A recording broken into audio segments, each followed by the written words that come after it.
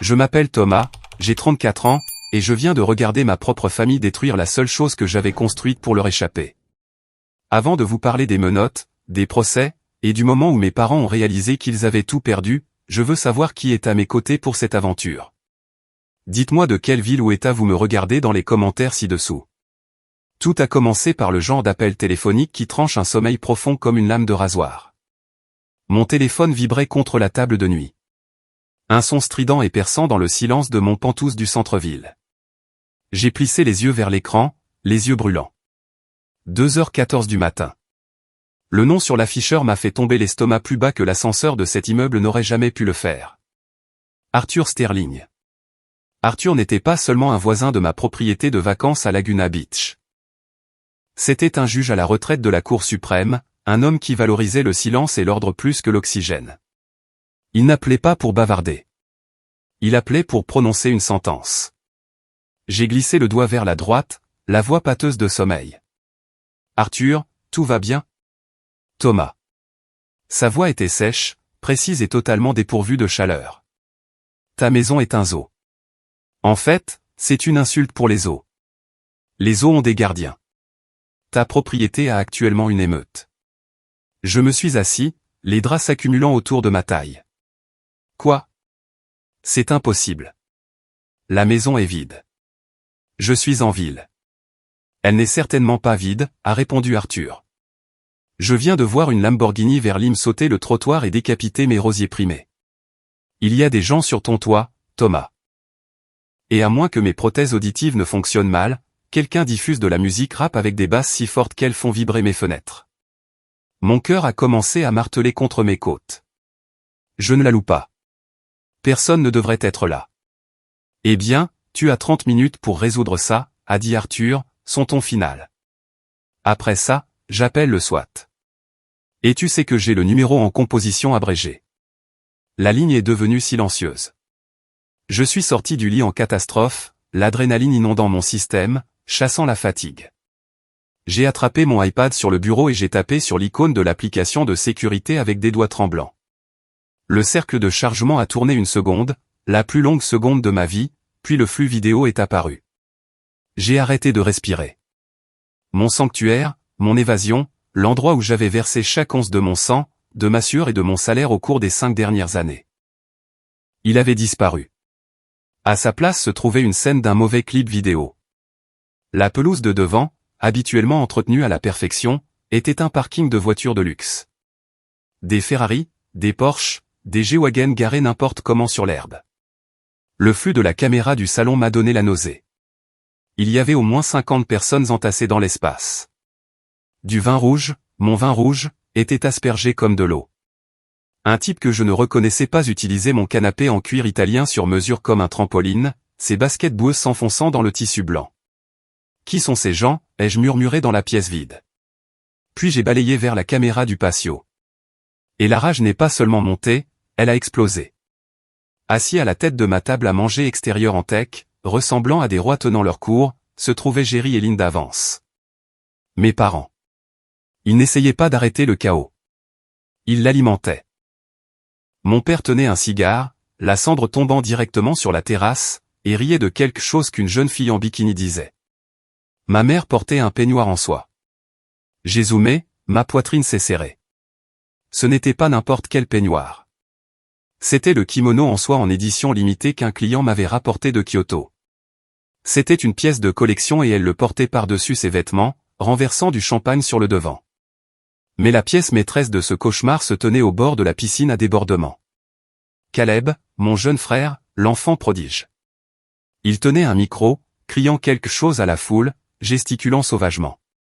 Il avait l'air ivre, grisé par le pouvoir, et complètement dans son élément. J'ai augmenté le volume de l'iPad. Le son crépitait, lourde basse, mais la voix de Caleb a percé. Bienvenue à la Villa Vance, a crié Caleb. Mes parents m'ont offert ça pour avoir conclu ma première grosse affaire. Buvez. C'est la maison qui régale. J'ai fixé l'écran, figé. Sa villa, son affaire.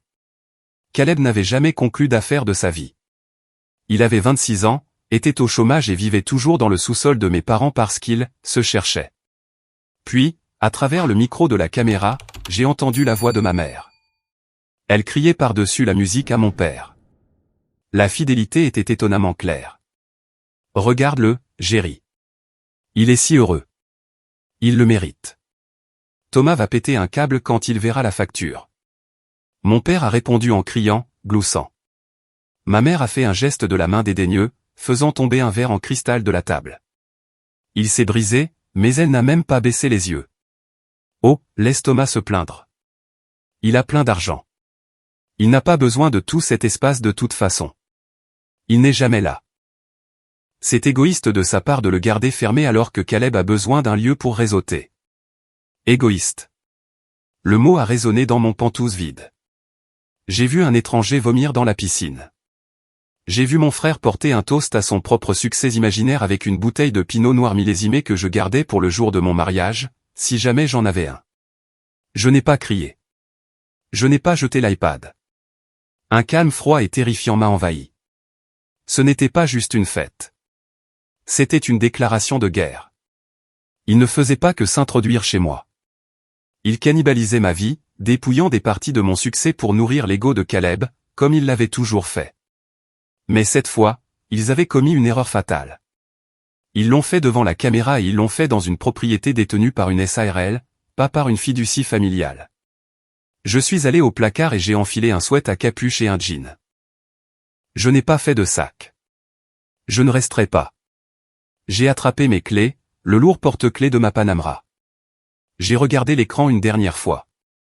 Caleb essayait maintenant de faire le moonwalk sur le bord du jacuzzi. Profite en tant que ça dure, Caleb, ai-je dit doucement. J'ai composé le 911 en entrant dans l'ascenseur. 911, quelle est votre urgence? Je voudrais signaler une effraction en cours au 4400 Cliffside Drive. Plusieurs intrus, des dommages matériels importants, et je crois qu'ils sont armés. Je n'étais pas sûr pour les armes, mais je savais que mon père portait généralement un pistolet dans sa boîte à gants. Et avec cette foule, je ne prenais aucun risque. Je voulais que la police soit là rapidement.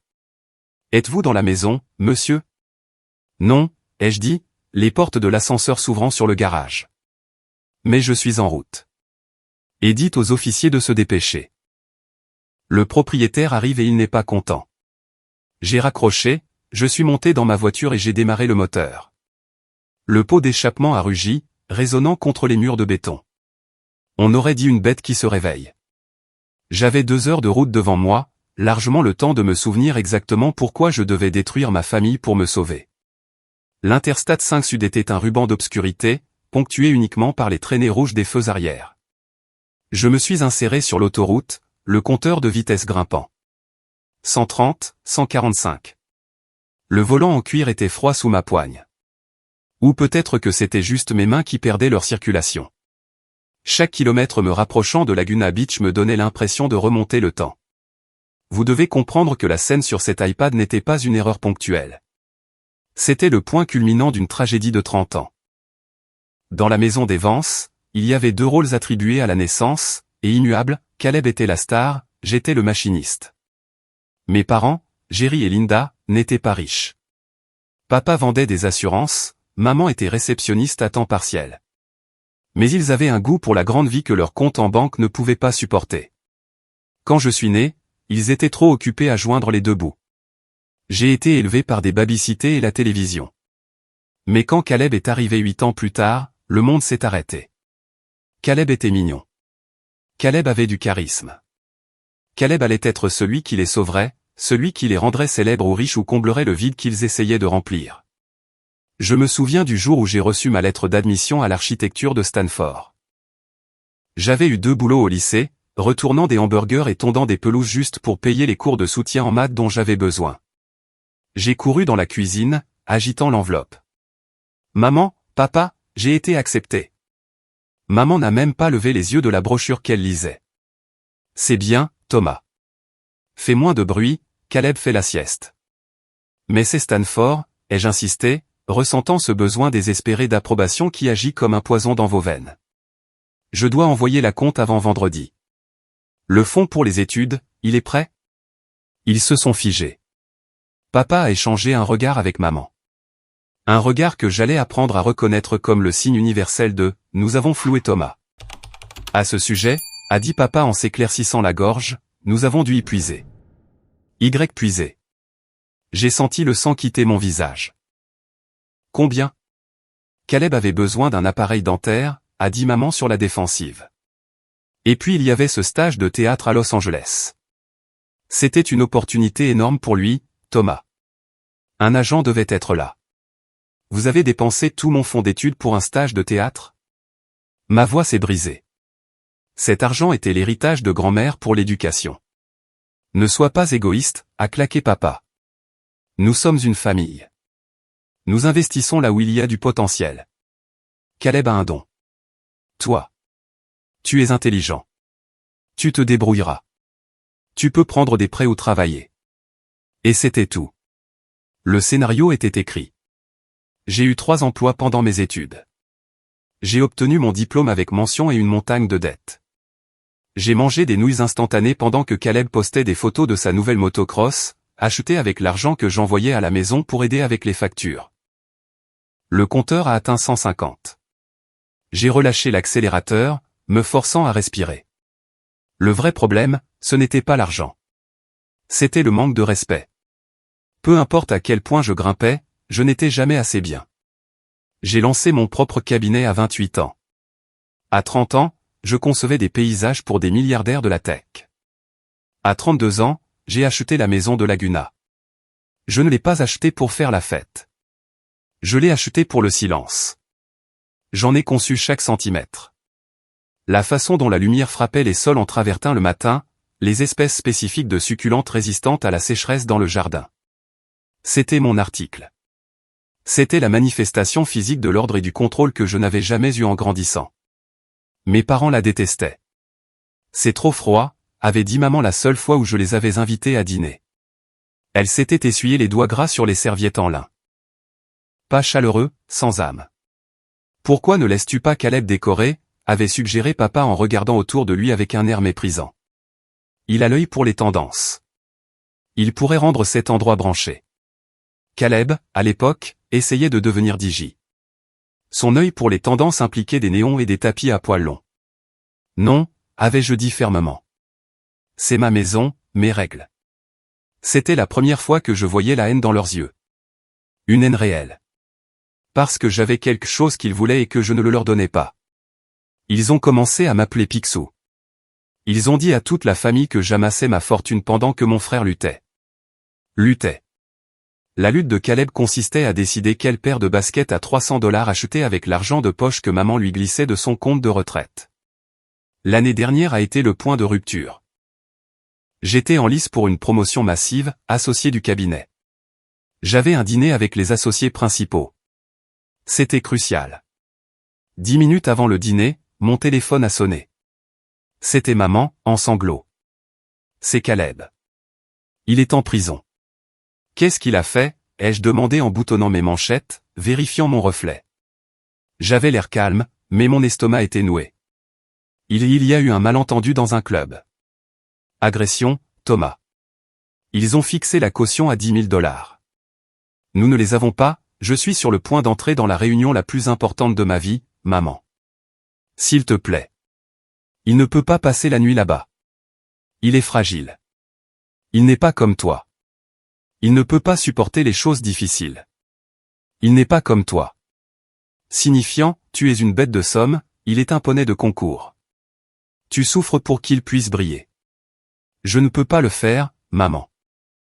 Si tu n'envoies pas l'argent, a-t-elle sifflé, sa voix baissant d'une octave, ne nous appelle plus jamais, espèce de sale gosse ingrat, après tout ce que nous avons sacrifié pour toi. J'ai raccroché. Je suis allé au dîner. J'ai eu la promotion. Mais à 2 heures du matin cette nuit-là, la culpabilité me rongeant comme un rat, j'ai viré l'argent à l'avocat.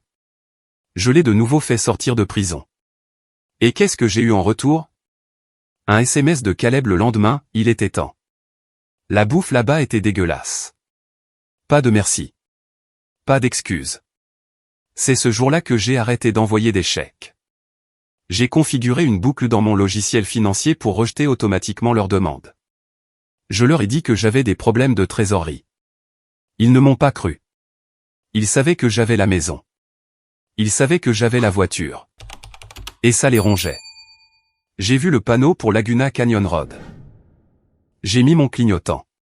Ce soir n'était pas juste une fête. C'était leur vengeance. Ils me punissaient d'avoir coupé les vivres. Ils me montraient que les limites n'étaient que des lignes dans le sable et qu'ils étaient la marée. J'ai pensé à la bataille pour la garde des enfants que traversait mon associé.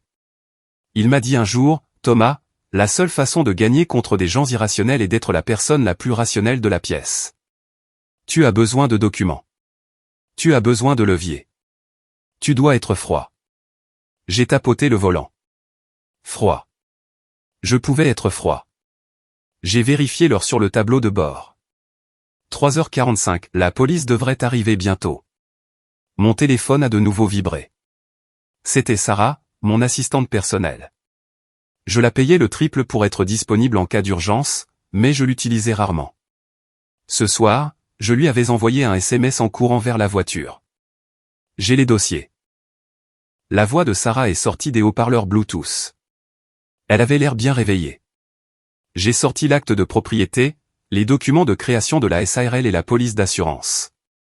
J'ai aussi trouvé le fil de discussion de Noël dernier où tu as explicitement dit à ton père par écrit que personne n'est autorisé à la maison de la plage sans ta présence. Tu es une sauveuse, Sarah.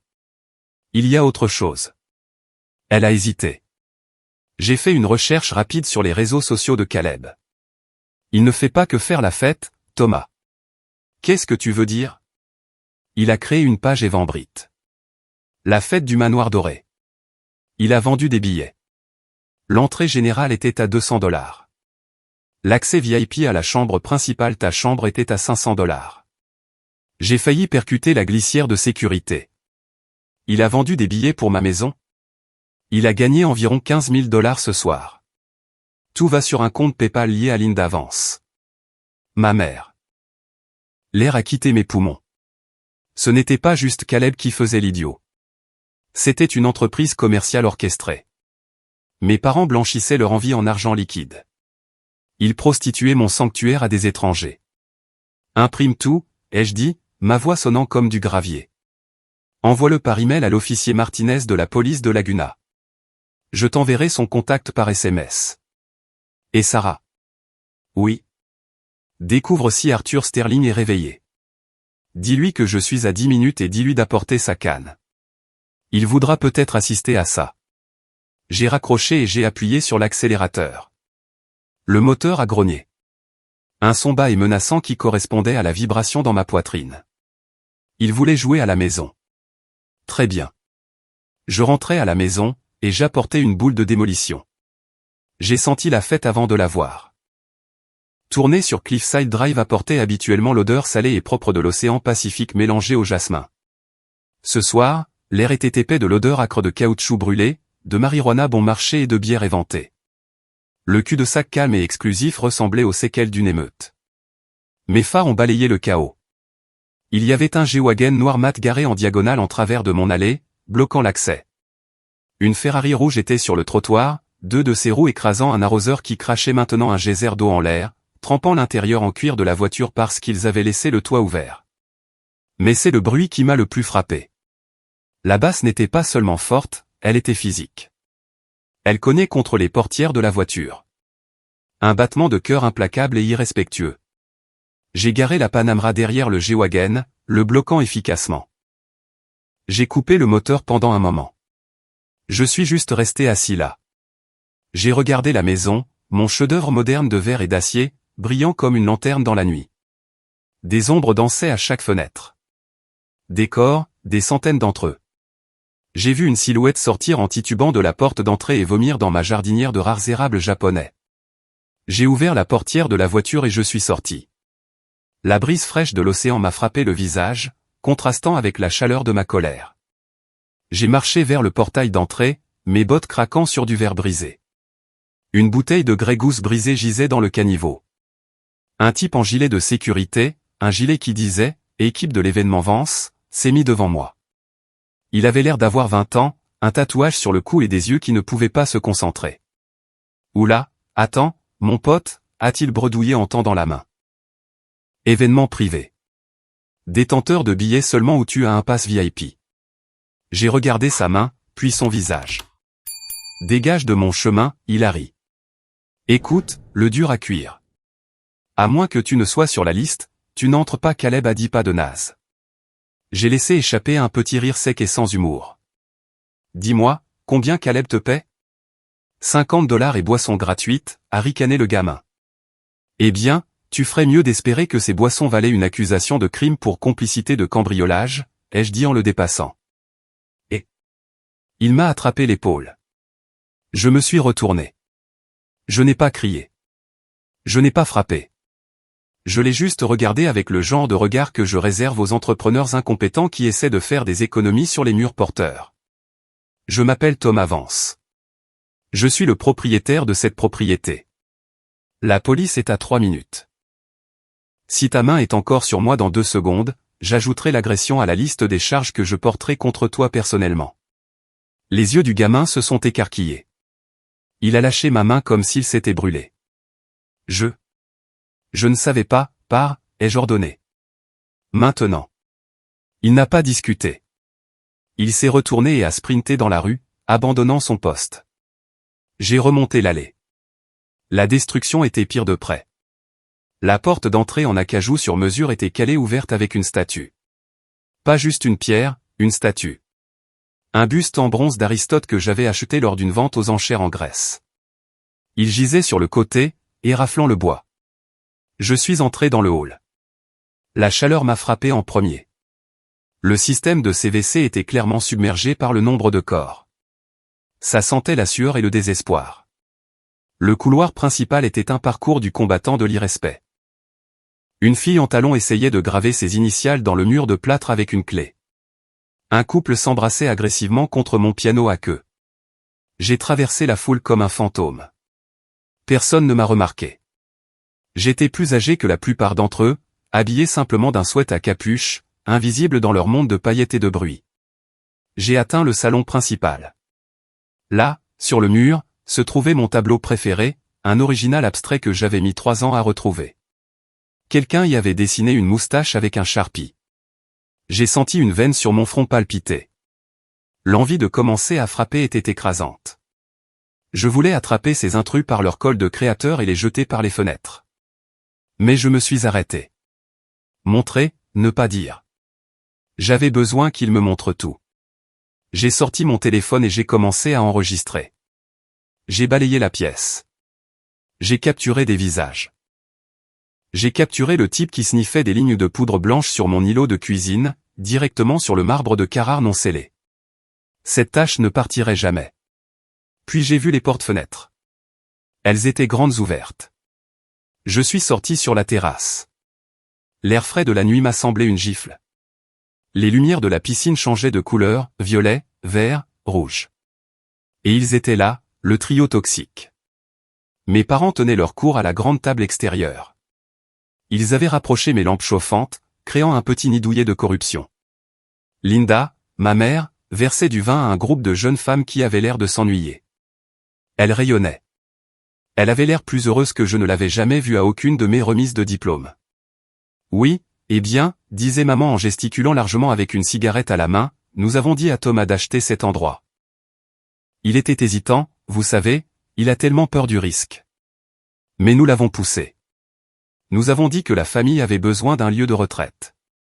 Et vraiment, sans nos conseils, il vivrait probablement dans une boîte à chaussures. Je suis resté dans l'ombre, enregistrant. Totalement, a dit l'une des filles en mâchant du chewing-gum. Alors, Jean, Thomas est là. Oh, mon Dieu, non, est intervenu mon père. Il portait un fedora. Pourquoi portait-il un fedora? Thomas est un ennui. Tout travail, pas de plaisir. Il est probablement en train de dormir en ville, enlaçant ses tableurs. Nous sommes les amusants. Caleb est incroyable, cependant, a dit la fille. Cette fête est géniale. Caleb est un visionnaire, a convenu maman en hochant la tête solennellement. Il a juste besoin de la bonne plateforme. Cette maison, c'est vraiment sa scène. Nous pensons en fait lui transférer l'acte de propriété, pour des raisons fiscales. Mon sang s'est glacé. Transférer l'acte de propriété. Ils étaient fous. Ils étaient réellement assez délirants pour penser qu'ils pouvaient voler une maison comme une barre de chocolat. Puis la musique s'est coupée. Le silence soudain était assourdissant. Un grognement collectif s'est élevé de la foule. « Yo, qu'est-il arrivé au rythme ?» a crié quelqu'un. J'ai regardé vers la cabine de DJ extérieure. Caleb tapotait furieusement la table de mixage. Je suis sorti de l'ombre. Je me suis dirigé vers le panneau électrique principal sur le mur extérieur. Je venais de couper le disjoncteur principal du circuit extérieur. La fête est finie, ai-je dit. Ma voix n'était pas forte, mais dans le silence soudain, elle apportait. Les têtes se sont tournées. La foule s'est écartée. Caleb a levé les yeux, plissant les yeux contre les lumières de la piscine. Il m'a vu. Pendant une seconde, il a ressemblé à un cerf pris dans les phares. Puis le masque est revenu. L'arrogance est revenue. Thomas, a-t-il crié en ouvrant grand les bras comme s'il m'accueillait chez lui. Mon frère, tu es venu. J'avais dit à tout le monde que tu étais trop coincé pour venir. Mais regarde-toi, élégamment en retard. Il a sauté de la cabine de DJ et s'est pavané vers moi. Il portait un costume en lin blanc. Il était taché de vin. Fais sortir tout le monde, ai-je dit, la voix basse. Détends-toi, mec, a ri Caleb en me tapant la main sur l'épaule. J'ai tressailli, la repoussant violemment. Il a reculé, feignant d'être blessé. Oula, de l'hostilité. Calme-toi. On ne fait que chauffer l'endroit pour toi. Tu as vendu des billets, ai-je dit. Le sourire de Caleb a vacillé. Un droit d'entrée, tu sais, pour payer le nettoyage. Je suis responsable comme ça. Tu as vendu des billets pour ma chambre, Caleb. L'offre et la demande, mon frère. Le capitalisme. Tu aimes le capitalisme, n'est-ce pas, Thomas? J'ai regardé au-delà de Caleb. Mes parents étaient debout. Papa avait l'air agacé, comme si j'avais interrompu son émission de télévision préférée. Maman avait l'air coupable, resserrant le peignoir en soie autour d'elle. Thomas, ne fais pas de scène, a sifflé maman en s'approchant. Ce sont les amis de Caleb. Des gens importants. Des influenceurs. Des influenceurs? J'ai montré du doigt le type évanoui dans les buissons. C'est un influenceur? Maman, regarde cet endroit. Regarde ce que vous avez fait. Ce ne sont que des choses, Thomas, a-t-elle lancé. Des objets matériels. Tu te soucies plus de tes précieux sols que du bonheur de ton propre frère. Il est enfin en train de réseauter. Il est enfin heureux. Il commet un crime, ai-je dit. Et vous aussi. Oh, arrête avec ton jargon d'avocat, a grogné papa en s'avançant. Il a essayé d'avoir l'air imposant, mais il ressemblait juste à un vieil homme avec un chapeau ridicule. Nous sommes une famille. Ce qui est à toi est à nous. Nous t'avons élevé. Nous t'avons nourri. Tu nous dois. Je vous dois. Je me suis rapproché de lui. J'étais plus grand que lui maintenant. J'ai remboursé l'hypothèque de votre maison en Ohio. J'ai payé pour ton opération du genou, papa. J'ai payé la caution de Caleb 3 fois. Je ne vous dois absolument rien. Tu vois. Papa s'est tourné vers la foule, jouant pour le public. C'est ce que l'argent fait aux gens. Il les rend froids. Il leur fait oublier d'où ils viennent. Quelques personnes ont hué. M'ont hué, dans ma propre maison. Caleb a souri. Il sentait la foule de son côté. Dégage d'ici, Thomas. Tu gâches l'ambiance. Retourne en ville. On nettoiera demain matin. Oui, a ajouté maman. Rentre chez toi, Thomas. On discutera de ton attitude plus tard. Je les ai regardés, vraiment regardés. J'ai vu le sentiment de droit gravé dans chaque ride. Il ne m'aimait pas. Il ne m'appréciait même pas. Il me regardait et voyait un distributeur de billets ambulant qui avait mal fonctionné. Et à ce moment-là, le dernier fil d'obligation que je ressentais la culpabilité, le devoir, le désir de plaire a cédé. Il ne s'est pas rompu avec un bruit sec. Il s'est rompu avec un murmure. J'ai vérifié ma montre. 3h58, je ne vais nulle part, ai-je dit, la voix calme. Mais vous, si. Des sirènes. D'abord un hurlement lointain, puis deux, puis un chœur. Des gyrophares bleus et rouges ont clignoté contre les murs du canyon, rebondissant sur la piscine à débordement, transformant l'eau en une lumière stroboscopique d'autorité. La foule s'est figée. « Tu as appelé les flics ?» a demandé Caleb, sa voix se brisant. Il avait de nouveau l'air d'avoir 12 ans. « Sur ta propre famille. »« Non », ai-je dit en sortant mon téléphone et en lui montrant l'écran où l'officier Martinez venait d'envoyer un SMS. « Nous sommes au portail. J'ai appelé les flics pour des intrus, et je suis sur le point de porter plainte. » Le son des sirènes a un effet magique sur les faux amis. Dès que la première voiture de police a crissé des pneus en s'arrêtant au bas de l'allée, les « influenceurs » se sont dispersés comme des cafards quand on allume la lumière de la cuisine.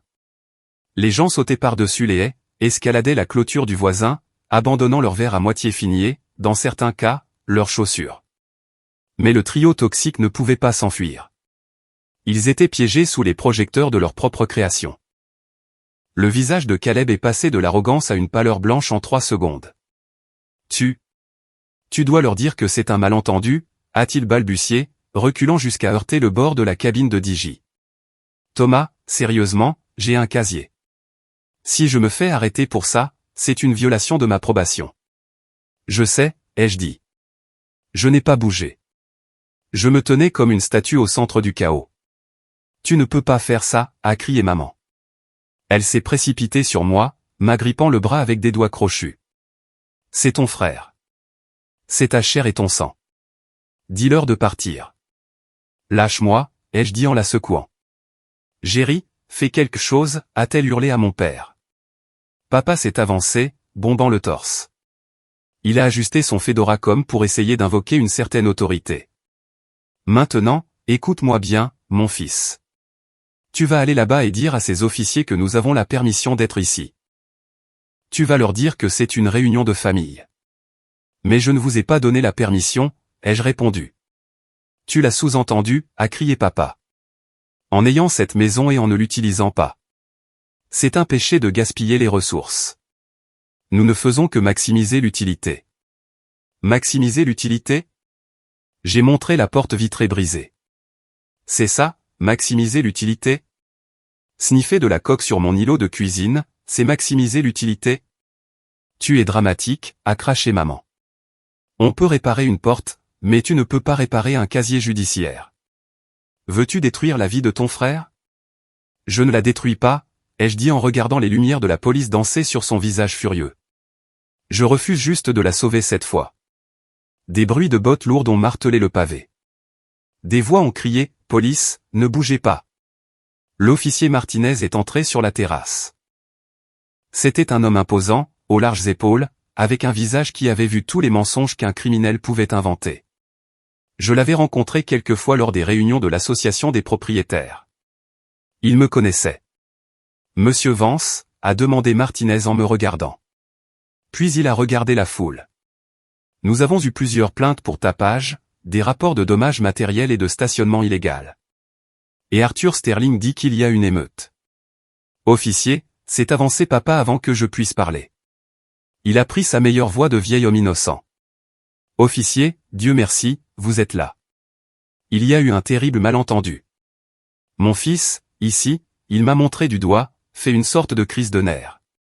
Il nous a invités à une fête et maintenant il essaie de mettre tout le monde dehors parce qu'il a eu une saute d'humeur. » Je l'ai regardé fixement.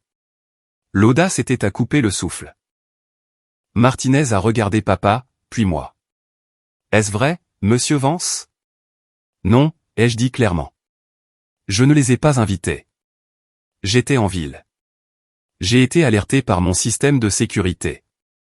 Ces personnes sont entrées par effraction. Ils ont forcé la serrure, je l'ai en vidéo. Ils ont endommagé ma propriété et ils vendent des billets pour des événements non autorisés chez moi. »« Menteur » a crié maman. Elle a même tapé du pied. « Nous sommes ses parents. Nous avons des droits. »« Avez-vous une clé, madame ?» a demandé calmement Martinez.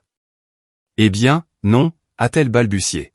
« Mais nous avons quelque chose de mieux » a interrompu papa. Il a fouillé dans la poche de sa veste. Un sourire suffisant et triomphant s'est étalé sur son visage. C'était le sourire d'un joueur qui pense avoir un as dans sa manche. « Nous avons un contrat » a annoncé papa. J'ai froncé les sourcils. « Un contrat. Papa a sorti un morceau de papier. Il était froissé, taché de vin rouge, et semblait avoir été arraché d'un cahier à spirale.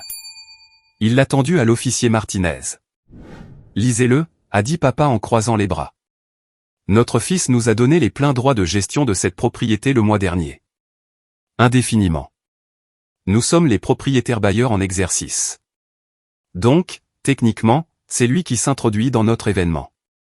Caleb s'est redressé. Il était manifestement au courant de ce plan.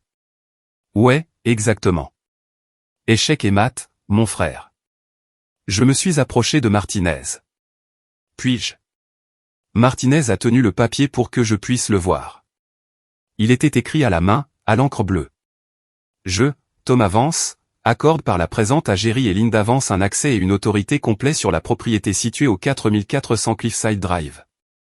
Ils peuvent l'utiliser pour des événements, comme résidence et à des fins commerciales, comme ils l'entendent. Signé, Thomas Vance. Date, 15 octobre. Il y avait une signature en bas. Elle ressemblait vaguement à la mienne. Mon sang ne s'est pas mis à bouillir. Il s'est glacé. Ils n'avaient pas seulement fait une effraction. Ils avaient planifié ça. Ils s'étaient assis et avaient falsifié un document pour me voler ma maison sous mon nez. C'est daté du 15 octobre, ai-je dit en regardant papa. C'est exact, a souri papa. Tu te souviens, on a déjeuné. Tu l'as signé. Tu as dit que tu étais trop occupé pour gérer l'endroit. Officier, ai-je dit en me tournant vers Martinez, le 15 octobre, j'étais à Londres. Je présentais au sommet mondial de l'architecture. Le sourire de papa a vacillé. Non, non, tu n'y étais pas, j'ai mon passeport dans ma voiture, ai-je continué, ma voix gagnant en force. J'ai les registres de vol. J'ai les reçus d'hôtel. Et plus important encore, j'ai sorti mon téléphone, j'ai ça. J'ai de nouveau ouvert l'application de sécurité. Je suis allé dans l'historique du cloud. J'avais cherché des mots-clés plus tôt en attendant les flics. Mon système de sécurité enregistre l'audio, ai-je expliqué à Martinez, et il conserve les archives pendant 30 jours. J'ai appuyé sur lecture sur un clip d'il y a 2 jours. Le son était net. C'était la voix de papa. Signe-le, Linda. Il ne vérifie jamais son courrier. Si les flics viennent un jour, on leur montre ça. Ça les embrouillera assez pour nous éviter la prison pour la nuit. Le temps qu'ils prennent un avocat, on aura gagné assez d'argent avec les fêtes pour le combattre. Puis la voix de maman fait la signature plus bouclée. Il fait ce grand T, le silence sur la terrasse était absolu. Le seul son était le fracas lointain des vagues. L'officier Martinez a levé les yeux du téléphone. Il a regardé papa. Le regard patient avait disparu. Falsification, a demandé Martinez en haussant un sourcil. Et tentative de faire un faux rapport. La bouche de papa s'est ouverte et fermée comme un poisson sur un quai. La couleur a quitté son visage, le laissant d'un gris maladif. C'était une blague, a murmuré papa. Une farce. Menottez-les, a dit Martinez à ses adjoints. Au moment où le métal a cliqué, la réalité a brisé leur illusion. Vous ne pouvez pas faire ça, a hurlé maman alors qu'une adjointe la retournait. Je suis une vieille femme. J'ai une sciatique. C'est de la maltraitance de personnes âgées. Vous avez le droit de garder le silence, a récité l'adjointe, peu impressionnée par le kimono de soie. Thomas, a crié maman en tournant la tête pour me regarder.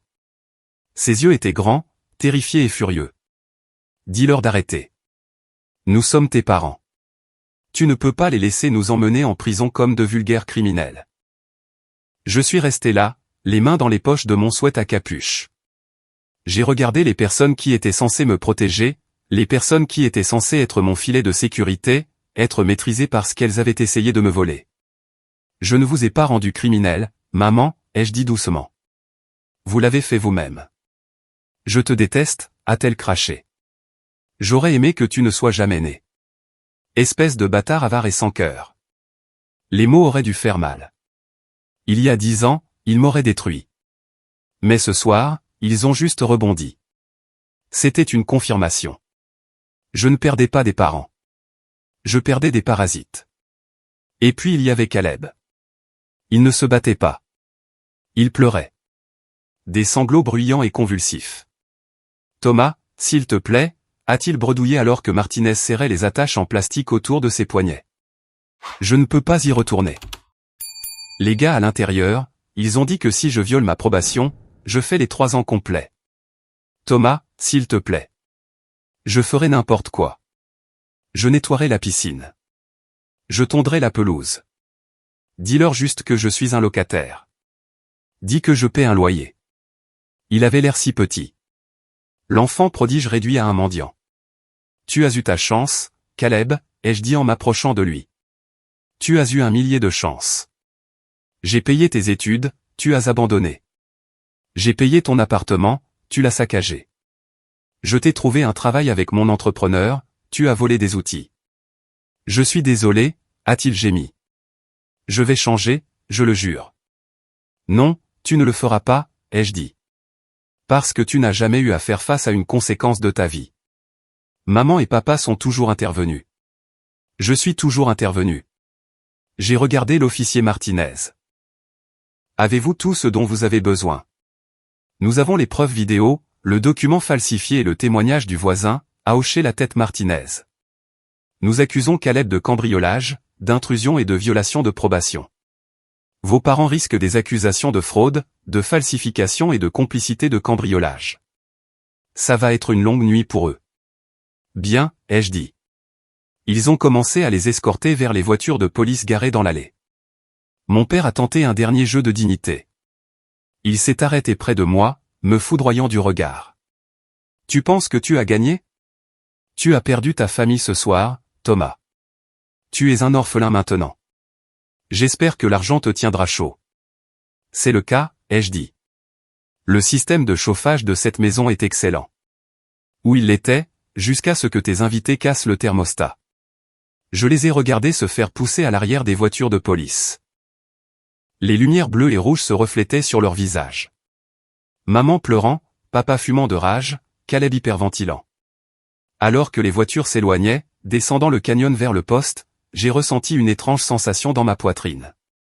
Ce n'était pas du bonheur. Ce n'était pas de la tristesse. C'était de la légèreté. Le poids que je portais depuis 34 ans, le poids de leurs attentes, de leurs dettes, de leurs jugements, avait disparu. Il s'en est allé à l'arrière d'une voiture de police. Je me suis retourné vers la maison. Elle était en ruine. Les sols étaient collants.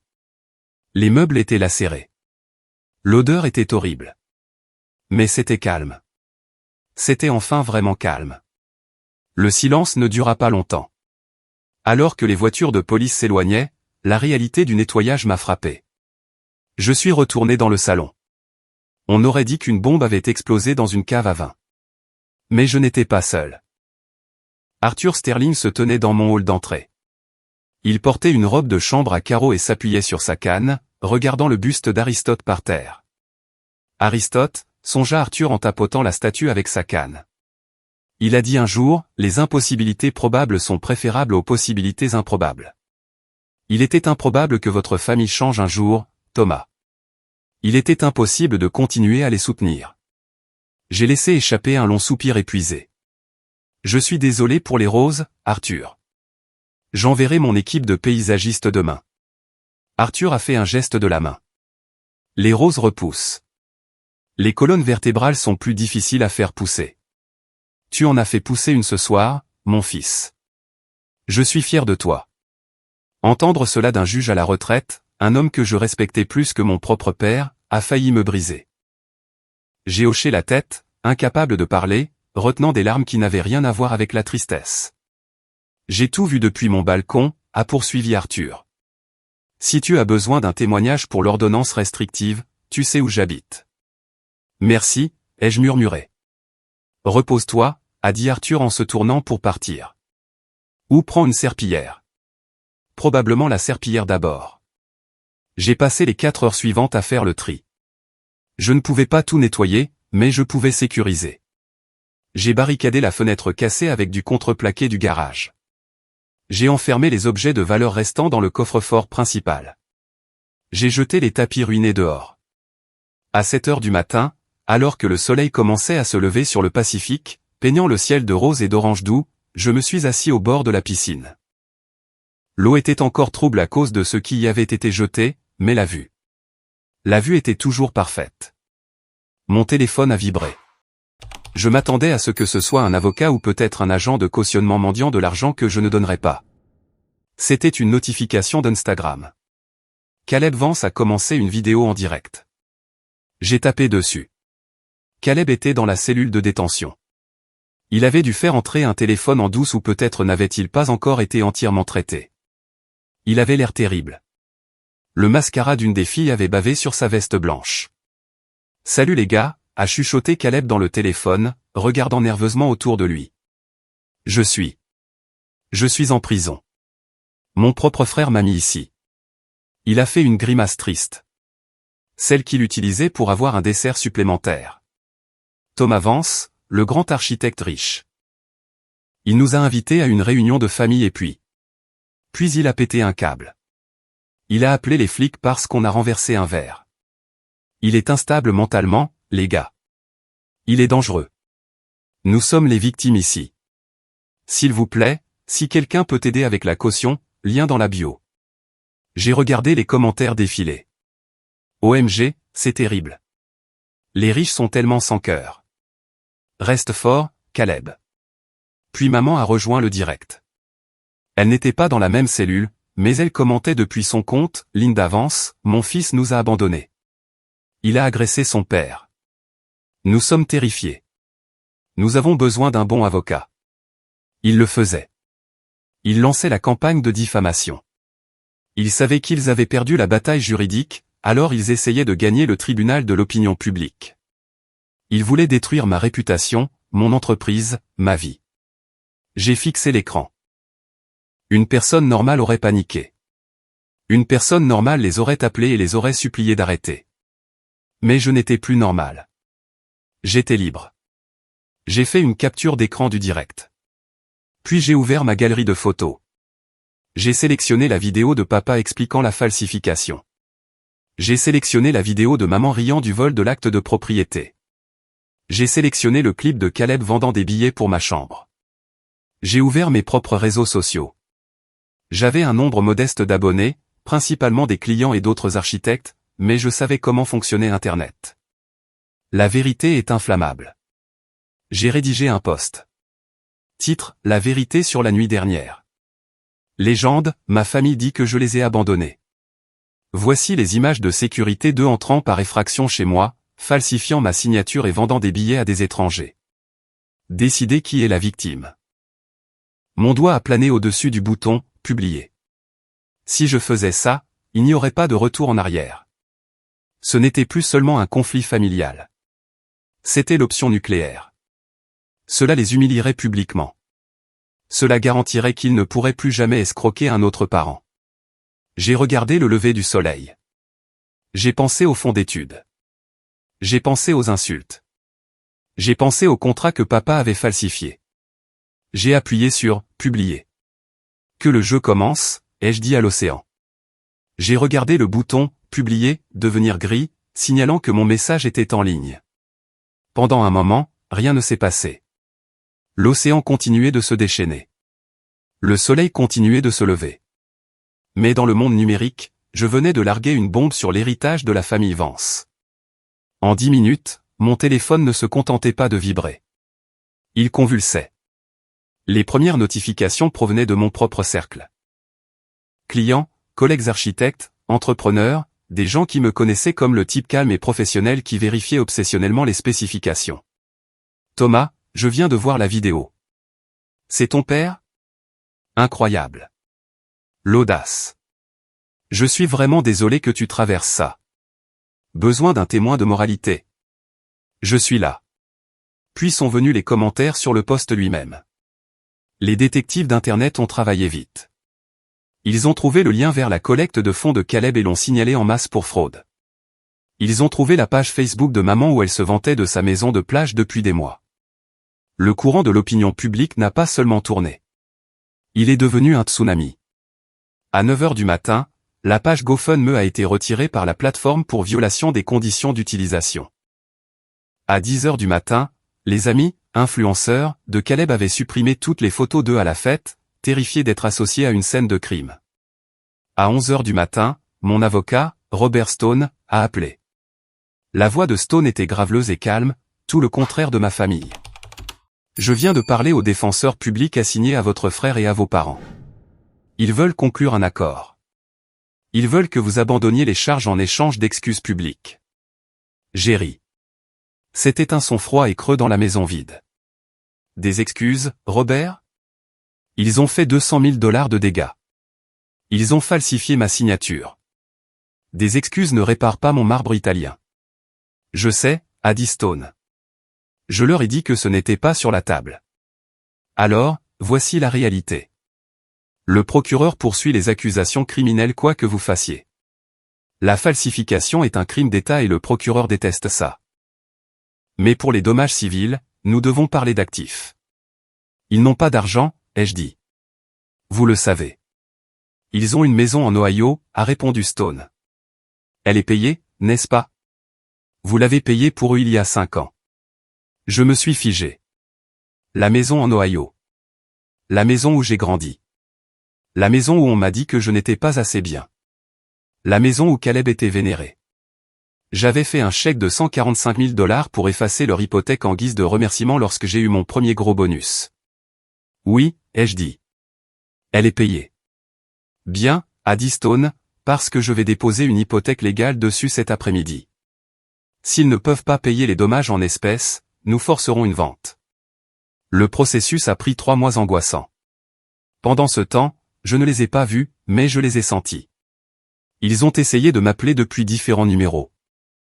Ils ont envoyé des lettres, des pages et des pages de culpabilisation griffonnées. Comment peux-tu dormir la nuit, a écrit maman. Nous sommes ta chair et ton sang. Tu choisis l'argent plutôt que la famille. Je ne les ai pas ouvertes. Je les ai mises directement dans une boîte marquée « Preuve ». La confrontation finale n'a pas eu lieu dans une salle d'audience. Elle a eu lieu dans une salle de conférence de médiation dans le centre-ville de Los Angeles. C'était stérile, avec des tapis gris et des lumières fluorescentes qui bourdonnaient trop fort. J'étais assis d'un côté de la longue table en acajou avec Stone. De l'autre côté se trouvaient Jerry, Linda et Caleb. Ils avaient l'air terribles.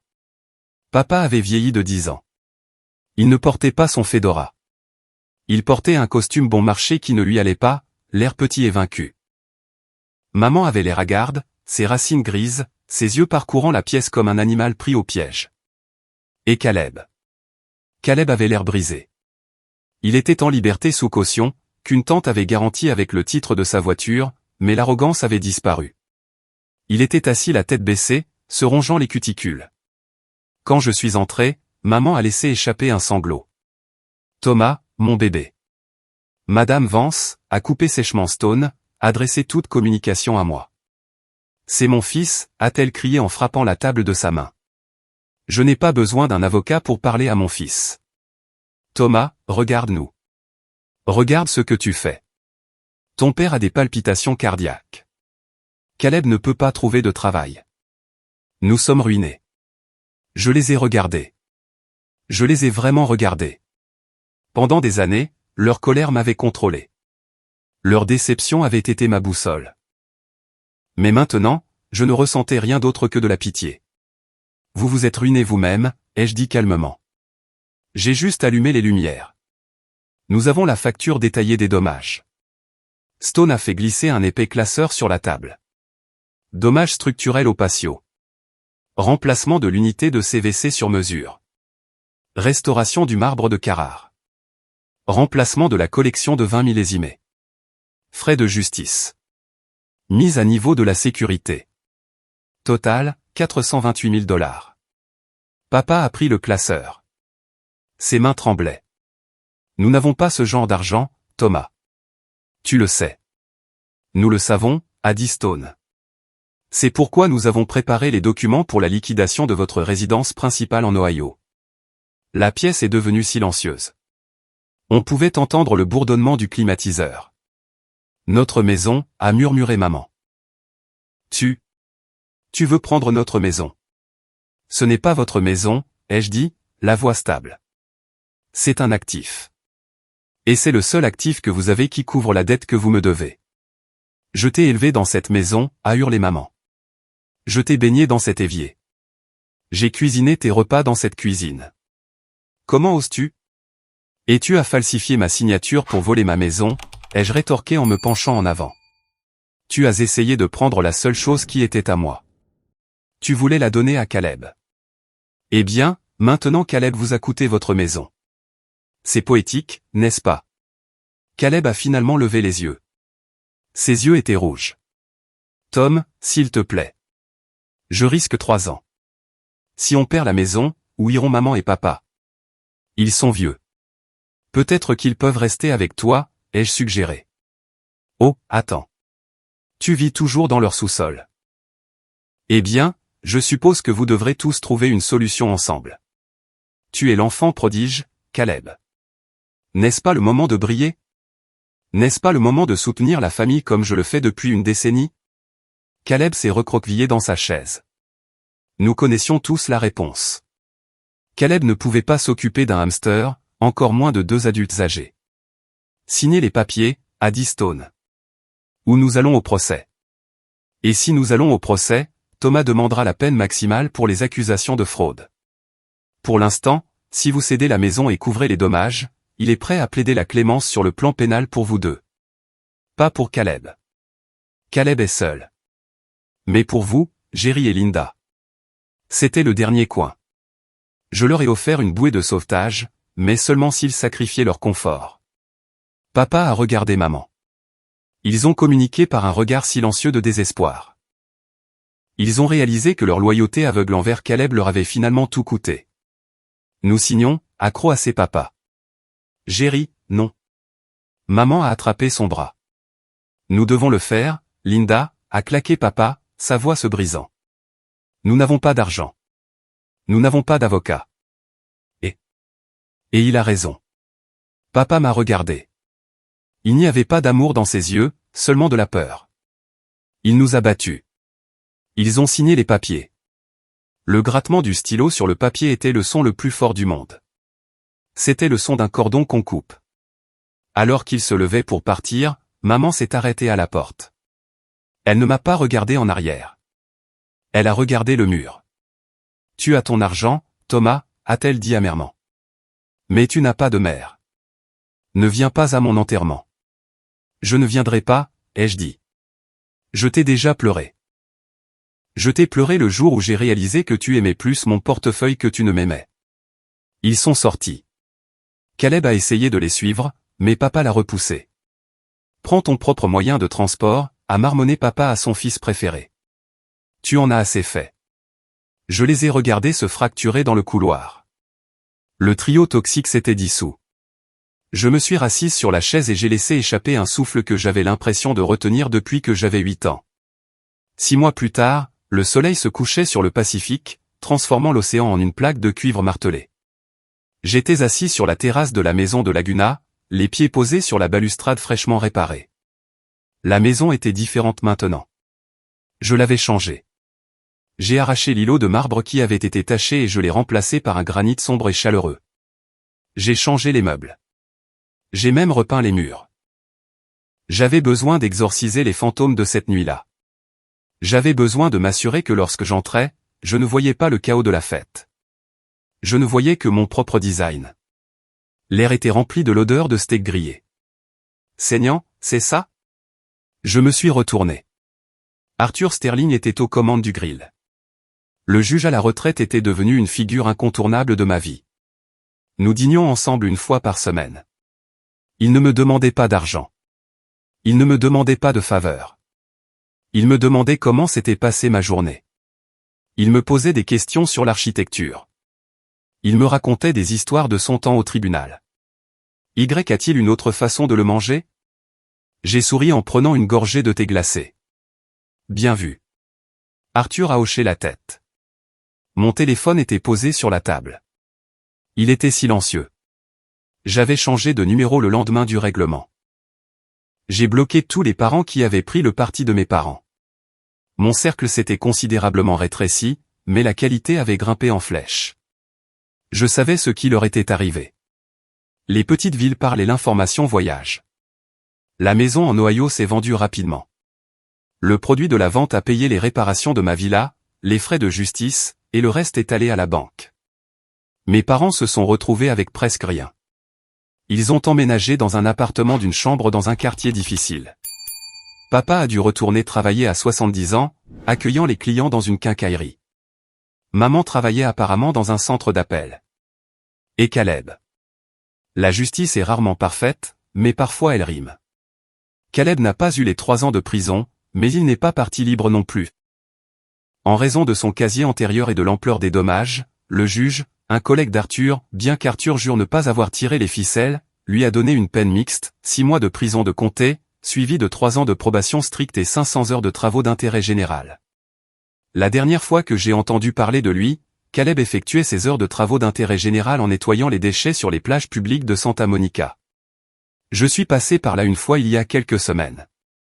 J'ai vu un type en gilet orange piquer des emballages de bonbons avec un bâton. Il ressemblait à Caleb, coup de soleil, misérable, ramassant après les fêtes des autres. Je n'ai pas klaxonné. Je ne me suis pas arrêté pour me réjouir. J'ai juste continué à conduire. J'avais une réunion à laquelle je devais me rendre. Tu penses à eux, a dit Arthur en posant une assiette de steak et d'asperges devant moi. Pas vraiment, ai-je admis. Je pensais à quel point c'est calme. La paix est chère, a dit Arthur en s'asseyant. Tu en as payé le prix fort, Thomas. Mais maintenant, elle t'appartient. Entièrement et sans condition. Je pensais que la famille était tout, ai-je dit en coupant dans le steak. C'est ce que la société nous dit, n'est-ce pas? Les liens du sang sont plus forts que tout. La famille d'abord. On nous le martèle. La citation complète, a corrigé Arthur, et le sang de l'alliance est plus épais que l'eau de la matrice. Cela signifie que les liens que vous choisissez, les soldats avec qui vous saignez, les amis en qui vous avez confiance sont plus forts que ceux dans lesquels vous êtes né par accident. Je l'ai regardé. J'aime que tu aies construit une maison, Thomas. Arthur a fait un geste vers les murs de verre qui nous entouraient. Mais maintenant, tu construis un foyer. Un foyer, ce n'est pas une question d'adresse. C'est une question de qui tu laisses passer la porte d'entrée. Tu as enfin installé une serrure sur ta vie. Il avait raison. Pendant des années, j'avais été une porte ouverte. Je l'ai laissé entrer avec des chaussures boueuses, salir mon âme, et manger ma nourriture tout en se plaignant du service. Je pensais que si je donnais plus, si j'avais plus de succès, il finirait par me respecter. Mais on ne peut pas acheter le respect de personnes qui profitent de votre insécurité. On ne peut pas trouver l'amour dans un puits qui a été empoisonné. J'ai regardé l'océan. La première étoile apparaissait dans le ciel qui s'assombrissait. Je n'étais pas seul. C'était la surprise. Je pensais que les coupés de ma vie laisseraient un trou dans mon cœur. Au lieu de cela, cela a permis à la blessure de se refermer enfin. J'avais Sarah, mon assistante, qui était plus loyale que n'importe quelle sœur. J'avais Arthur, un mentor qui était plus un père que Jerry ne l'avait jamais été. J'avais mon travail, et surtout, je m'avais moi-même. J'ai levé mon verre à Arthur. À l'Alliance. Arthur a fait teinter son verre contre le mien. À l'Alliance. Le steak était parfait. Le vin était bon marché, j'ai arrêté d'acheter les grands crus pendant un moment, mais il avait meilleur goût que la bouteille à $300 que Caleb avait aspergée sur le sol. Un goût de liberté. Cela nous amène à la fin de mon voyage, mais j'espère que c'est le début du vôtre si vous êtes coincé dans une ombre similaire. En y repensant, la partie la plus difficile n'a pas été d'appeler la police. Ce n'était pas le procès. C'était de surmonter le conditionnement qui me disait que j'étais une mauvaise personne de dire non. On nous enseigne que les limites sont égoïstes. Mais cette histoire est la preuve que les limites sont le seul moyen de survivre à un sentiment de droit toxique. Mes parents ne m'ont pas volé parce qu'ils étaient pauvres. Ils m'ont volé parce qu'ils ne me respectaient pas. L'abus financier est réel et il se cache souvent derrière le masque de l'obligation familiale. Si vous êtes celui qui donne toujours, qui sauve toujours et qui s'excuse toujours pour son succès, arrêtez. Demandez-vous, si j'arrêtais de payer, appellerait-il encore? Si la réponse est non, vous n'avez pas une famille. Vous avez des otages. Vous avez le droit à votre propre travail. Vous avez le droit à votre propre paix. Et vous avez le droit de fermer la porte, de changer les serrures et de ne jamais regarder en arrière. Merci d'avoir écouté mon histoire. Ce n'était pas facile à revivre, mais lire vos commentaires a été la meilleure thérapie que j'aurais pu demander. Maintenant, je veux vous entendre. Quelle est la leçon que vous retenez de cette histoire? S'agit-il des limites financières? S'agit-il de la dynamique de l'enfant prodige? Ou est-ce simplement le courage de s'en aller? Veuillez laisser un commentaire avec votre plus grand enseignement ou tapez simplement le mot « bien » si vous pensez que cette histoire portait une leçon précieuse. Restez fort, construisez votre propre alliance et protégez votre paix à tout prix.